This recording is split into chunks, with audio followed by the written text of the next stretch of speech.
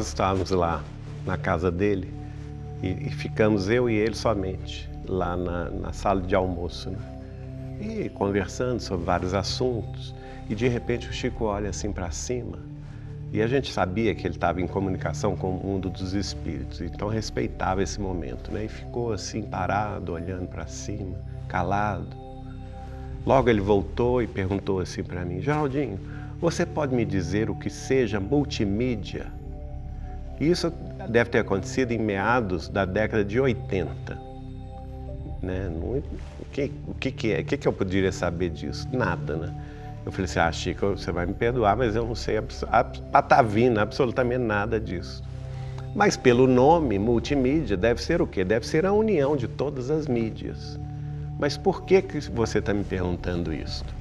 E ele falou assim: não, Geraldinho, porque os espíritos estão aqui me dizendo que chegará o dia em que a doutrina espírita será divulgada em multimídia.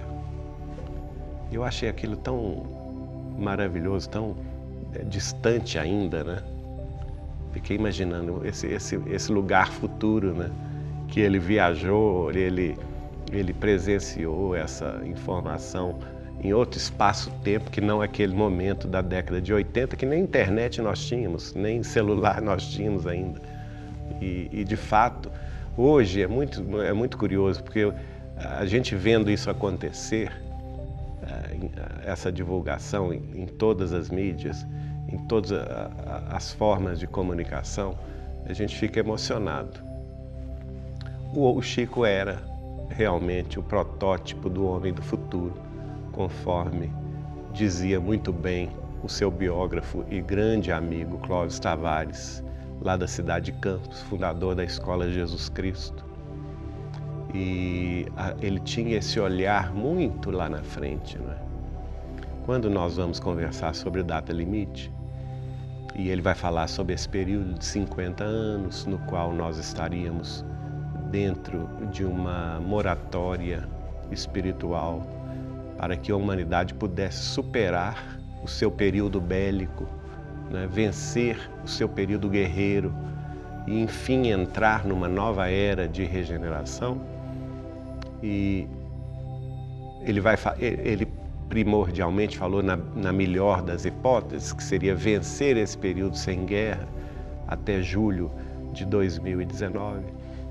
Ele vai dizer assim: Geraldinho, se a gente conseguir, se as nações conseguirem se suportar umas às outras, sem se lançarem a uma guerra de extermínio de consequências devastadoras, se isso acontecer, nenhum de nós pode prever os avanços que nós teremos a partir de julho de 2019. Porque nós teremos avanços no campo científico, no campo tecnológico, no campo da medicina. Ele vai citar para mim, por exemplo, que a medicina iria encontrar a solução de todas as doenças do corpo físico. Ele cita também na questão econômica, as nações iriam entrar num período de paz e de progresso inimaginável, vencendo todos os problemas relativos à má distribuição de renda, à fome, à miséria, pelo intercâmbio comercial e industrial. Ele vai falar na chegada dos extraterrestres que nos trariam aí, com a permissão de Jesus, conquistas científicas inimagináveis. Então ele vai falar muita coisa, né? E a gente vê que a obra dele, a obra de Chico Xavier, especialmente a obra de André Luiz e Emmanuel, elas antecipam muita coisa. É como se levantasse um véu à verdade. André Luiz é fantástico, porque ele faz afirmações a partir da obra Nosso Lar. Chico vai psicografar essa obra em 1943. Lá ele fala que os habitantes de Nosso Lar, cada um deles, tinha um aparelho comunicador pessoal. O que é isso? Todos nós temos hoje, é o nosso celular. Agora, isso em 1943 é absolutamente fantástico, ele ter essa visão, né? Quando ele cita, descreve, André Luiz, o Parque das Águas e a palestra que a ministra veneranda dá de público ali semanalmente, ele vai falar na existência de uma tela plana de projeção, uma tela de televisão picture in picture. Por quê? Porque haviam várias imagens de locais diferentes na mesma tela, e que a tela era de finíssima expressão. No livro No Mundo Maior, no capítulo 4, que vai falar sobre o cérebro, o André Luiz vai discorrer sobre a organização cerebral humana e vai mostrar que nós temos um cérebro, na expressão usada por ele, um cérebro trino, que é composto, na sua parte básica, da medula espinhal até o cerebelo, responsável pelas organizações automáticas do corpo físico, não é? Os processos autômatos, muito semelhantes à sustentação da vida animal. Ele vai falar do córtex cerebral, que seria o segundo andar desse cérebro, que é a nossa vida presente, consciente, trabalho, família, responsabilidades sociais hoje. E vai falar no terceiro andar, que é a parte frontal, que é aquela ainda que está a ser conquistada, que nós acessamos quando nós oramos, quando nós meditamos, quando nós trabalhamos na mediunidade. É um andar ainda um pouco inacessível pela personalidade humana presente. Só que isso ele escreveu em 1947. Né? Aí chega em 1968 para 69, um médico norte-americano chamado Paul MacLean, que vai pela primeira vez expor esta mesma teoria, ou seja, 21 anos depois de Chico Xavier. Ele vai expor esta mesma teoria, que ele vai chamar de cérebro triuno, não é? Estabelecendo também funções a cada parte. Mas esse trabalho dele, embora publicado em 1969, em revistas de medicina, somente vai ser publicado em livro no ano de 1990. Olha só, quantos anos a posteriori de uma revelação espiritual de Chico Xavier. E assim a gente vê. O Chico dizia, por exemplo, que haveria o tempo, ainda nesse século XXI, que nós chegaremos neste tempo, que é o desenvolvimento do processo da televisão, da fabricação de aparelhos televisores, que sem querer que a humanidade ia desenvolver a cada ano esse processo, e que em meados do século XXI, sem querer, por acaso, a gente iria descortinar o mundo espiritual. E aí não teria como voltar atrás, porque aí a própria ciência, entrando no campo de outras realidades paralelas, que são os mundos espirituais, os planos espirituais, planos de vida, cheios de vida, de espíritos humanos, pensantes, atuantes, né?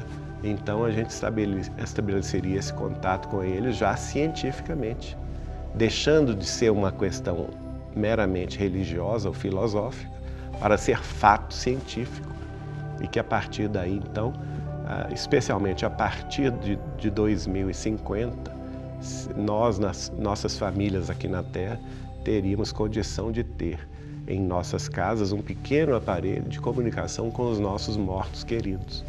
E ele ainda vai brincar, ó, Geraldinho, nessa ocasião os médiuns vão ficar desempregados, porque não vão ter mais função para contato com os mortos.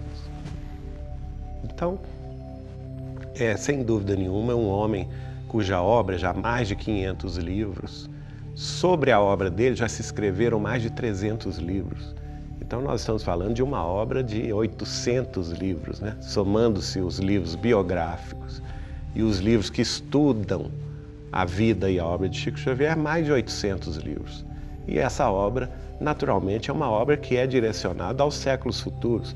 As universidades hoje estão estudando o fenômeno da mediunidade de Chico Xavier.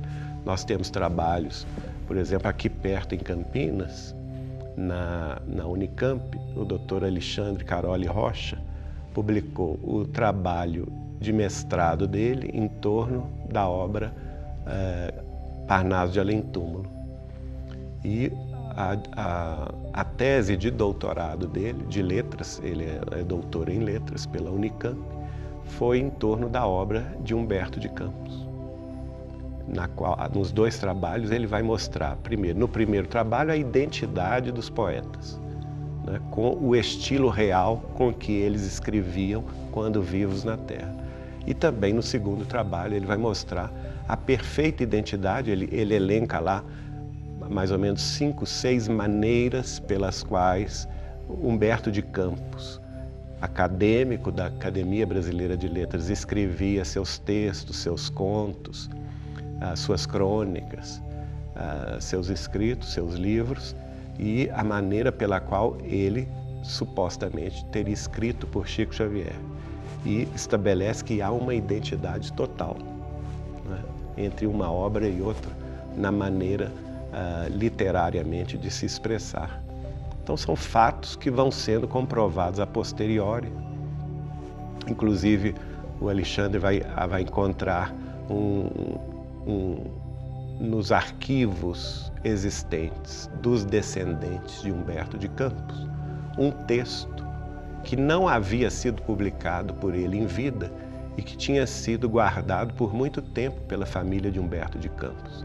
E, no entanto, esse texto tinha sido referido pelo espírito de Humberto de Campos nas psicografias de Chico Xavier.